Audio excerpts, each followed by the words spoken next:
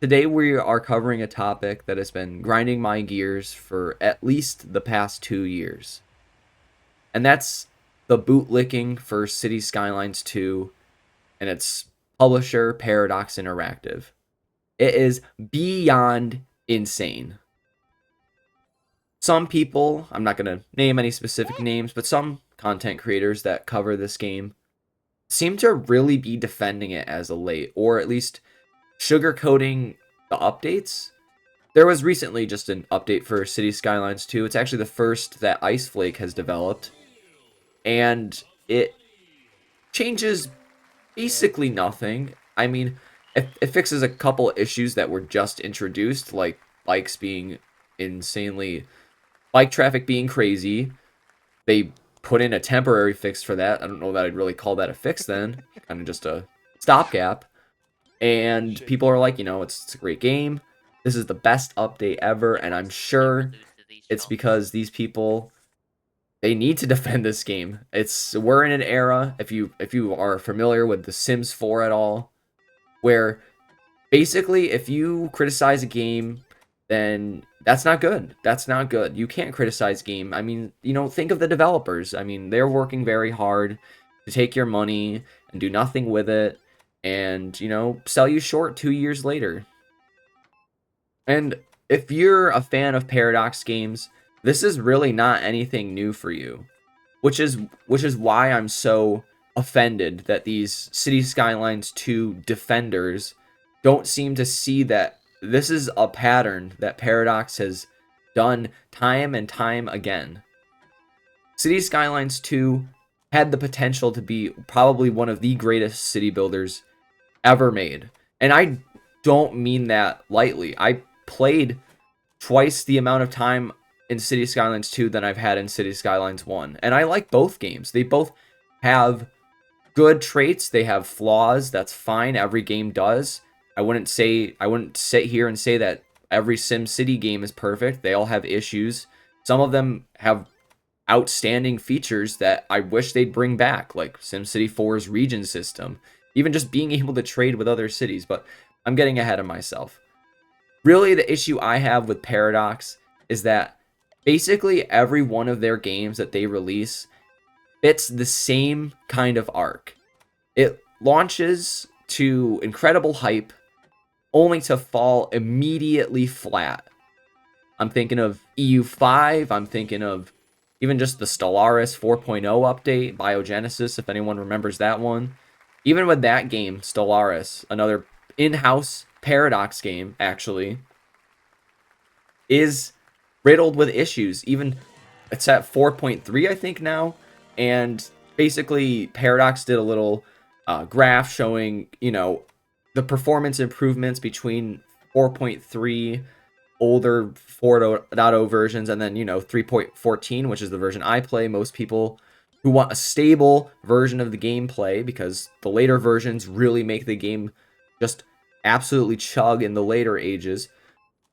And I mean, it's not better. It's not better than the older update. If you want a good game, you should still play the older version. And this is the same for City Skylines 2, basically. It launched to a lot of hype, and we all found out it wasn't quite what we thought it would be. There was a lot of issues with the game. I'm still thinking of the land value bug that made it basically impossible to build a city. I do remember opening the developer menu and having to reset land values at least every 30 minutes because the game was breaking. We're past that now, but there's still so many issues with this game, and I just can't fathom how people defend it. I do think we should give Ice Flake some time to breathe. Obviously, they're a new developer. They're not incredibly versed with, specifically this kind of game. So, of course, it's going to take time to learn the systems, to get comfortable with the code base. It's going to take time. That makes sense to me. I'm a software engineer. I totally understand that. That makes sense. So I'm not really here to beat up on Ice Flake because I don't think I've really seen enough from them to know how they are doing. Like, of course, this update's going to be small. I don't think anyone expected it to be massive. That's not really my issue here. My issue is the people who continue to seem like this game is in an okay state when it's simply not. I already covered EU5, but really what I wanted to say was, by the fact that Paradox is able to replace Colossal Order as the developer of City Skylines 2, that should make it incredibly obvious that they are ultimately pulling the strings behind the game. Ultimately, the direction of the game is in Paradox's hands. I mean, they can replace the developer if they need to. Even if that's probably a pretty difficult choice, I don't imagine that was... It's usually not an easy choice to just replace the developer of a game, because usually it's not a good sign at all. I'll give Ice Flake some credit, because I do think that they have a shot at making this game better, because I can see that they're trying. And ultimately, the most important thing is communication. What Colossal Order was doing wrong that probably hurt them more than anything was a refusal to communicate. And that, to both the audience and probably even Paradox to some degree, they failed to do. As long as you're communicating, I don't think there's any problems. If they were consistently telling us, hey, this update's taking longer because we're working on these unexpected issues, that's fine. We want to stay in the know. If it takes you longer to do something, we want to know that. At least have someone communicating with us. But again, Paradox controlling the strings means that this is a pattern. This is something they've been doing. I literally have one of these reviews pulled up here of EU5 where someone being like, but every Paradox game is like this. They improve it over time. If you were to go play EU4 at launch, you'd see it's a much different game than EU4 now, which is, of course, basically a finished game because EU5 is out. But that is the problem, because EU5 launched the same way and it's developed internally by Paradox. Let's remember. I don't know if they have a separate dev studio. I imagine it's much more closer controlled than, say, City Skylines project. That's just straight up another developer. But they could have made this game great. They have seen their previous, launch failures, like avoid major bugs, make sure the game is playable, and then launch it. And it seems like even with EU5, they missed the mark. They couldn't actually launch a game that was working. That might be a little harsh. The game definitely works. It has issues. And that's not acceptable when you're launching the 5th iteration of a game that you have total control over. So it says a lot when it's not just City Skylines. It's games developed by Paradox too, that they seem to mismanage. And this is not even getting into the cup of tea, maybe bad cup of tea, that is Paradox's terrible DLC practices, by the way. Paradox, if you know their other games, you know that they are very aggressive about DLC. And that's why it's not really shocking to see that pattern continue with the City Skylines games.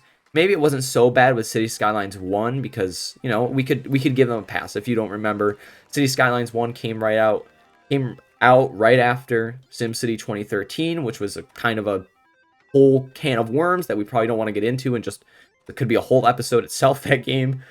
But City Skylines 2 came in at the right time, It was an alright game. It definitely, if you were to go back to its base game, you'll see that it really is missing a lot of things. I think Night Cycle was added in DLC. I think Snowfall obviously added in DLC, but those mechanics were gamified. You had to worry about snow accumulation. That was fine, and at least the DLC was adding something. And this is another pattern that, that we see, like with Paradox games, is that a lot of times their DLC, at least in maybe the early stages, adds content that the game actually needs. And that's fine. In some cases, it's not fine because it should probably be a part of the base game, but that's actually another point. Because Paradox, in a couple of cases, actually has given away DLC for free. I think it's Hearts of Iron 4. I think that's the game where they did it for. But it didn't make me feel good. considering that I had already paid for the DLC, so I kind of just lost $15 and didn't get any, special bonus for paying for it. Really, I'm just at the point where Paradox games, just I won't buy them until at least a couple of years after their launch, because then you'll know for sure if they're a good game or not. If they continue to work on it, no Imperator Rome situation. That game, if you don't know, is more or less abandoned, I think. It's not a game I played, so I'm not super familiar with its current state, but I at least recall it being partially abandoned by Paradox. So take that as you will. Hopefully City Skylines 2 won't end up in the same situation. But I wanted to end this point on one more thing that kind of makes me angry about City Skylines 2. And that's how far people just say that if you have issues with the game, its mechanics, or there's bugs or whatever, just install some mods to fix the game. And that's the kind of attitude that gets us into games where we are now, where it's almost expected for modders to add features that the developers should be doing, to fix bugs that the developers should be fixing. It shouldn't be like that. The developers should be prioritizing what they need to fix. It's not hard.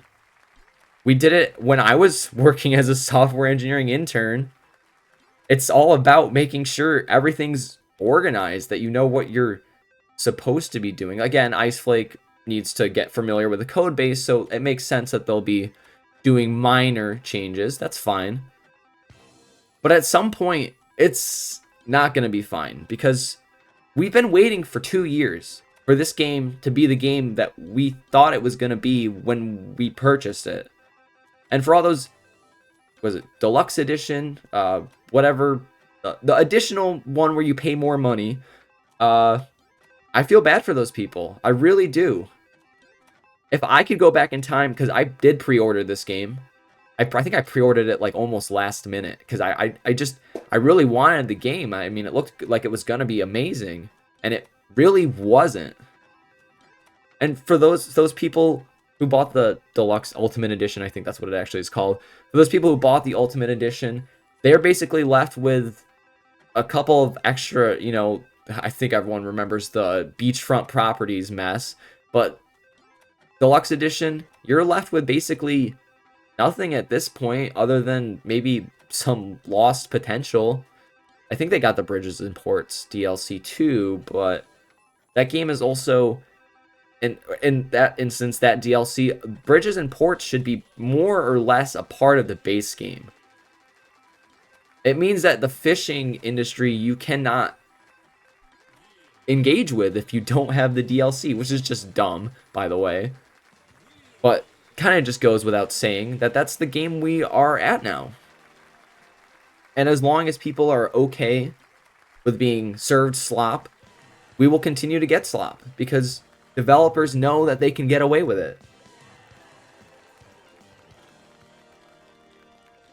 In further regards to mods and DLC, I think this should go without saying, but a good game should stand on its own without DLC or mods. If a game's vanilla experience is flawed or broken, then that game isn't good.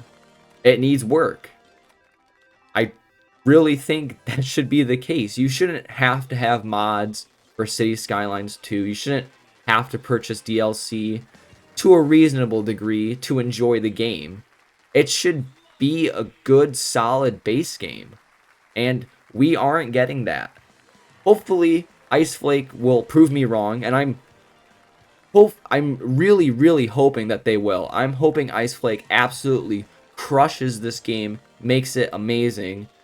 But there's still a lot of waiting we have to do, and we've already done a lot of waiting. So I really do think for City Skylines 2, time is running out, and I really wish that the people who continue to defend this game or otherwise seemingly are blind to the true problems with this game will admit that this game has issues and stop pretending like it doesn't have any, or that we aren't 2 years into a game that should be better by this point. If you want my recommendation, don't buy City Skylines 2. Don't support Paradox.